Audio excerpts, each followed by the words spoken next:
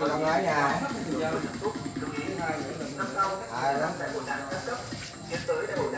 Có cái gì đó cho. Đâu? Thì Văn biết ra đây. Để nhận muốn món quà này để ngày mai thích rồi bên nhậu xin gọi ca chọn những cái con qua đây đi cho mẹ con đi để luôn nói luôn vay luôn nó chụp ảnh này.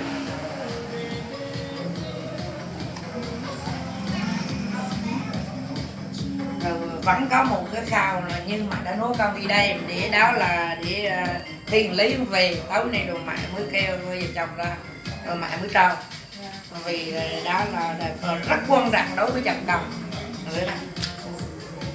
cái này là mẹ mở là mẹ mới được làm rồi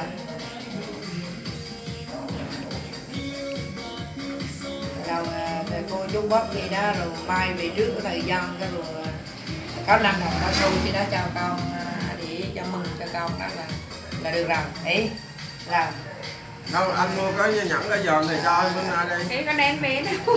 không đem về Không đem. đúng rồi là cho hôm nay nè mơ rau đường Không, nó nghĩ mà ra không nghĩ là chứ con lấy về nên nghĩ là không thì mai luôn.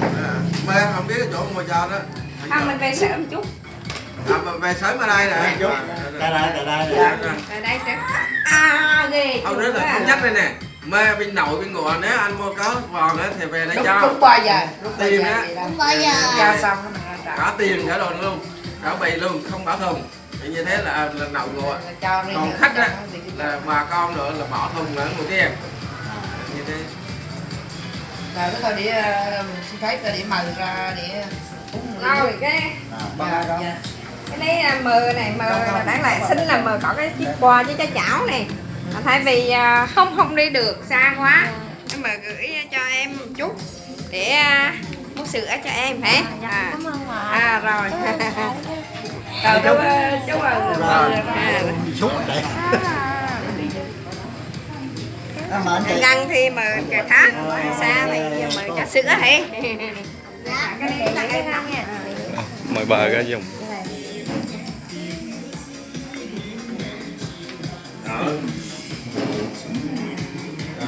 lục đến đây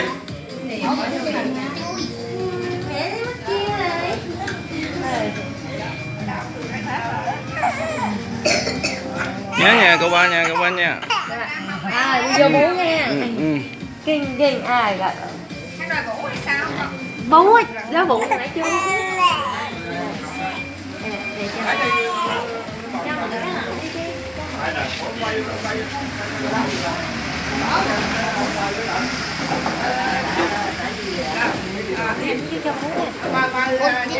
Không, ở chị vô đi cho mà ở bởi đây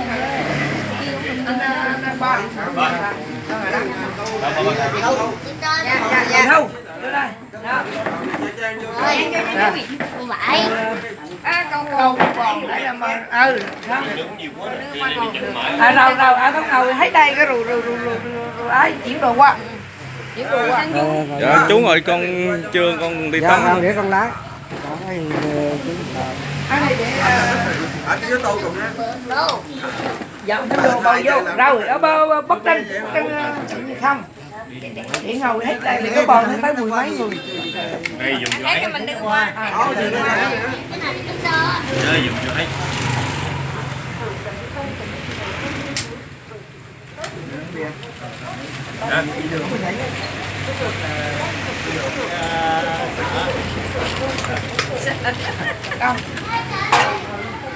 Cô ngồi đi cô.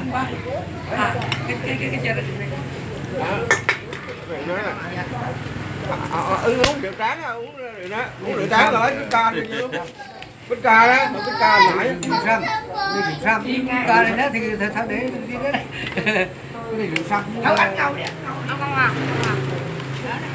đâu đấy con Dạ được rồi ông. Ngồi trước.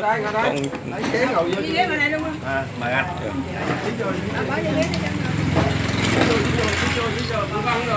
Ngồi đi con. Dạ. Công là để con ra đây gì con? con mừng con để. Con ngồi đi, con ngồi con đứng. Có để quay phim. Anh Đi em đọc.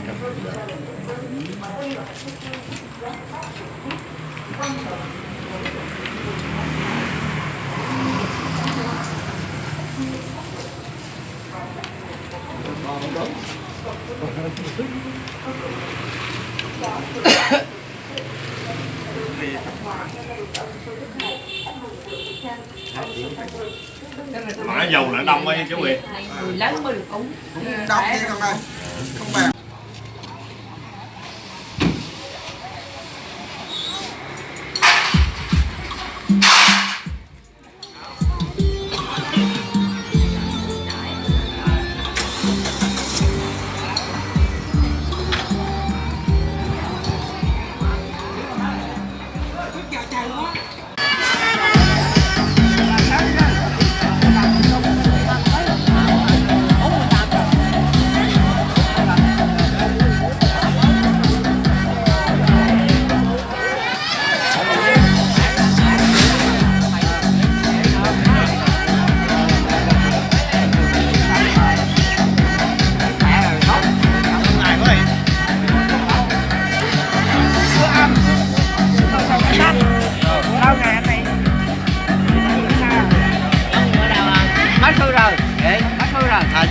Có hai thằng chứ. Nó khỏe rồi. Hai thằng để ba thằng nữa. Hai thằng để ba thằng nữa. Ba thằng. Cái nậu đó. Ba với cái nậu. Cái gì đó. Anh gặp thăm thấy rồi. Ra đây mình. Ra đây mình.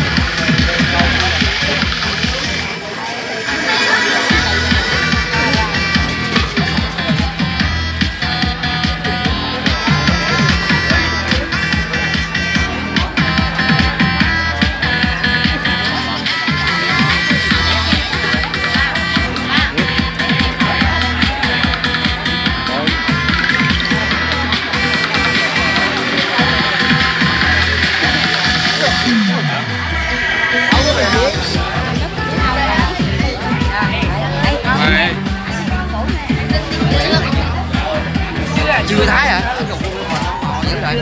Tao đi người lương đi nữa. Không biết đường nó lâu lâu đây nữa đây.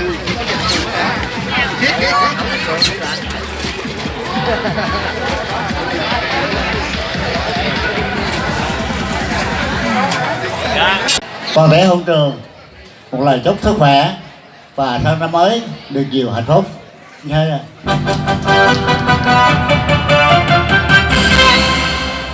Vâng, thưa quý vị, chúng ta vừa được lắng nghe lời phát biểu với những tình cảm rất là chân thành và sâu sắc của gia đình.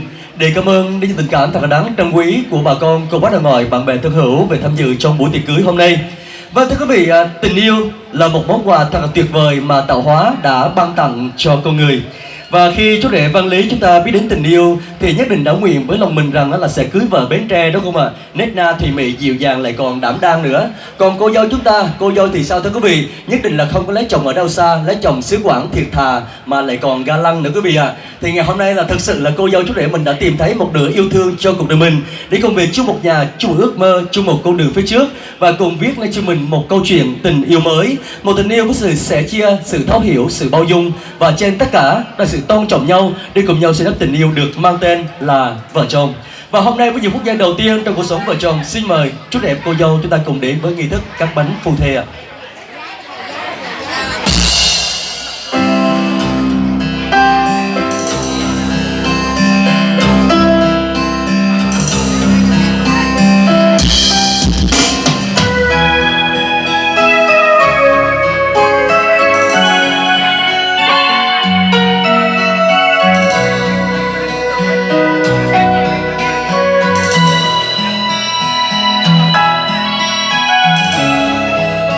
Vâng, xin chúc cho tình yêu của đôi trai tài ghét sắc sẽ mãi mãi ngọt ngào và trọn vẹn như chiếc bánh ngày cưới hôm nay.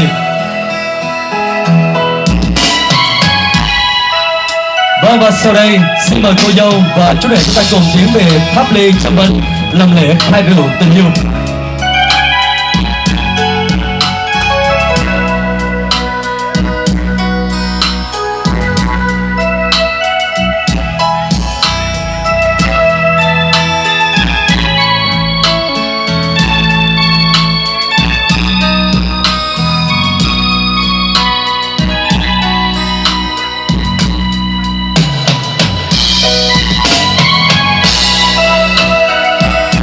Vâng, kính thưa quý vị và các bạn thân mến, như là một thiên duyên tiền định, ta hồng ngược lão, xa duyên ta tóc, chú rể Văn Lý và cô dâu Thị Mãi của chúng ta gặp nhau giây phút tình cờ, về nhà thơ ngẫm vào ngơi nhớ người, xuân thời tuổi độ nơi mươi, nhẹ nhàng giọng nói, miệng cười có duyên, trai anh hùng mà gặp gái Thị Khuyên, nguyện cùng kết tóc xa duyên một nhà.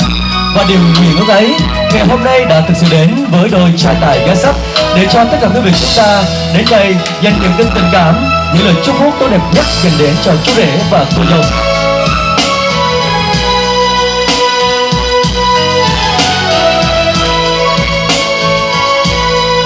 Và sau đây xin mời cô dâu và chú rể chúng ta cùng trở lại trung tâm của sân khấu ạ. Vâng, mời cả nhà mình tiến lên trên vài bước đi ạ.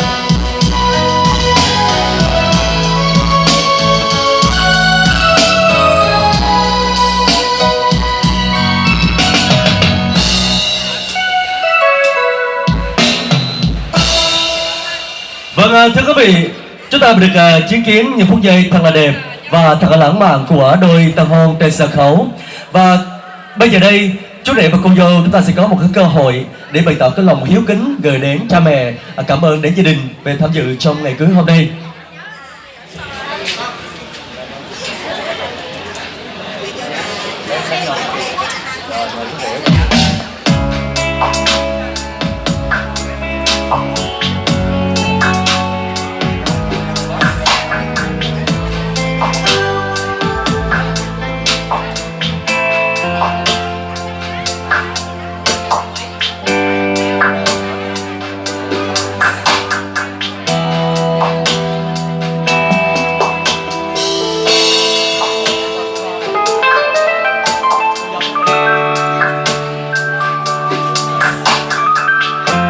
Vâng, thưa quý vị, đây là rượu tràn đầy hạnh phúc, rượu hồng dâng kính mẹ cha, vì con cha mẹ chống nhà, ơn cao nghĩa nặng như là biển đông.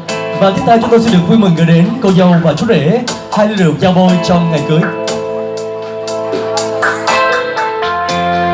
Và xin mời cô dâu chú rể bây giờ chúng ta cùng quay một góc 90 độ nhìn về nhau đi ạ. Rồi cùng khoác tay nhau, hãy cho nhau những nụ cười thật là hạnh phúc nha. Vâng, và thưa quý vị, sau đây chúng tôi xin được mạn phép làm chiếc cầu nối từ gia đình đến toàn thể quý vị. Trân trọng kính mời quý vị cùng nhau nâng ly mừng hạnh phúc cho đôi uyên ương ngày hôm nay quý vị ơi. Vâng, ly đâu thưa quý vị. Vâng, hãy cùng hô thật lớn cùng với ban tổ chức gia đình đi ạ. Xin mời 1, 2, 3, xin chúc mừng.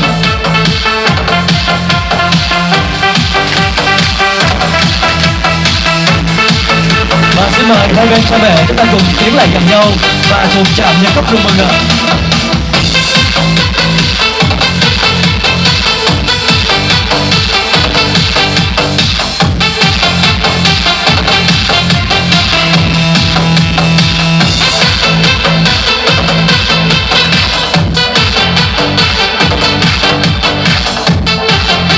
Và một nữa xin được thay lời cho trung tâm âm thanh ánh sáng màn hình LED Phúc Music và thay lời cho dịch vụ âm thanh tiệc cưới Dũng Thúy. Xin chúc cô dâu và chú rể chúng ta trăm năm tình viên mãn, bạc đầu nghĩa phu thê và chúc tình nghĩa thông xuôi gia, đời đời bền vững, keo sơn và thắm thiết. Sau đây xin được trân trọng kính mời đại gia đình chúng ta cùng trở lại xuống sân khấu để tiếp đón, cảm ơn bà con hai họ, bạn bè thân hữu về tham dự trong buổi tiệc cưới. Xin trân trọng kính mời ạ.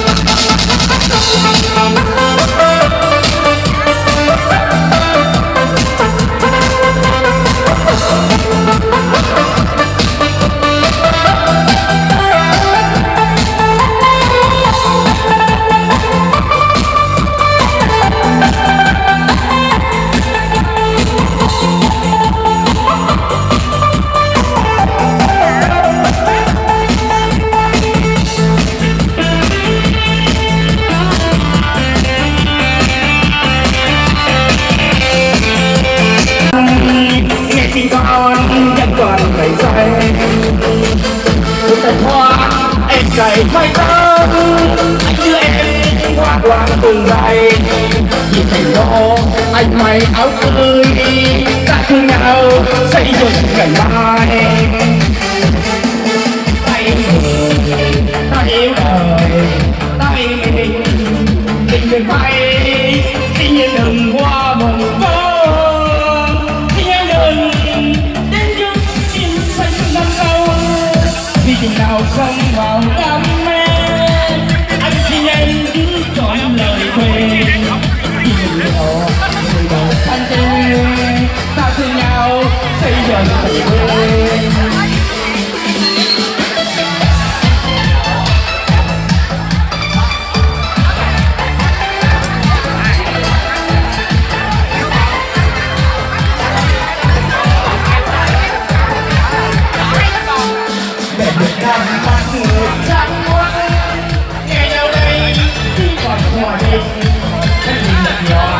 đôi mắt lăng lăng nghe tiếng con vẫn còn ngày xanh một cành hoa em cài mây tóc anh như em hoa thoáng đường dài vì thành đó anh may áo tươi ta thương nhau xây dựng ngày mai ta yêu người ta yêu đời ta yêu mình tình đừng phai xin em đừng qua vòng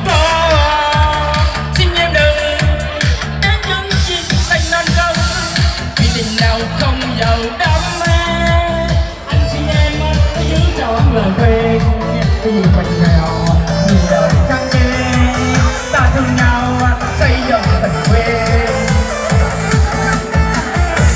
vì mình nghèo vì đời căng kê.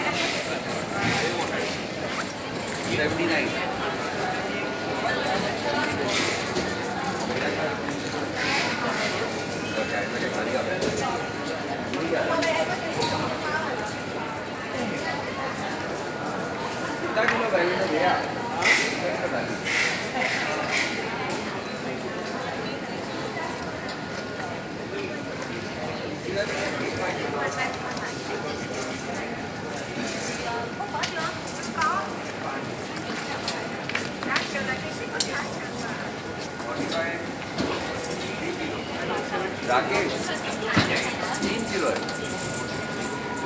Arjun का दिन है अर्जुन का दिन है हाथ में ले लेते ना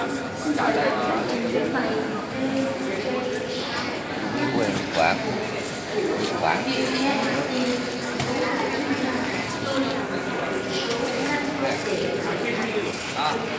nó bán ăn lên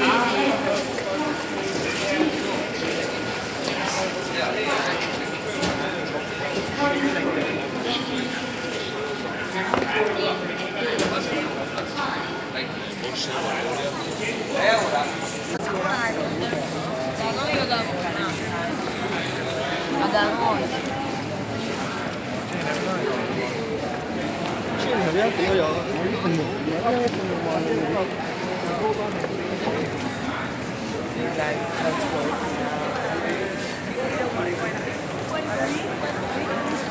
Que día ahí en eso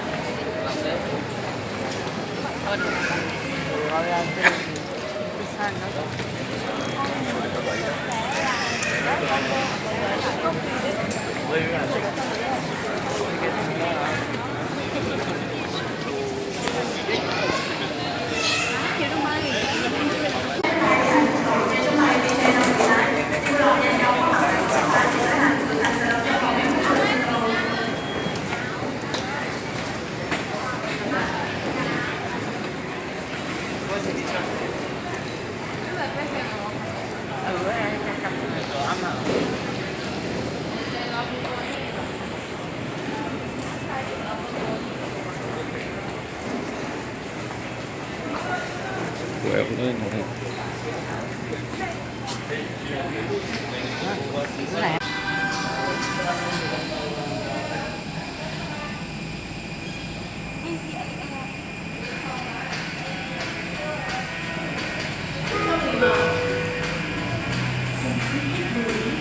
Vì lý do an toàn, xin quý khách vui lòng chuẩn bị sẵn chứng minh nhân dân hoặc hộ chiếu và trẻ lên máy bay.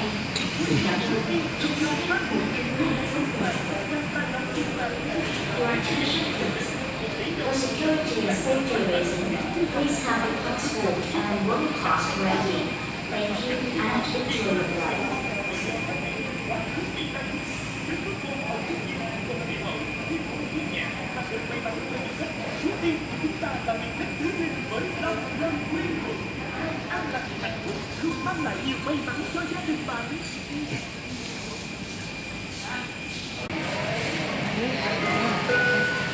Vietjet xin mời hành khách trên chuyến bay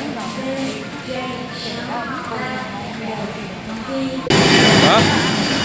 Cửa 31 á.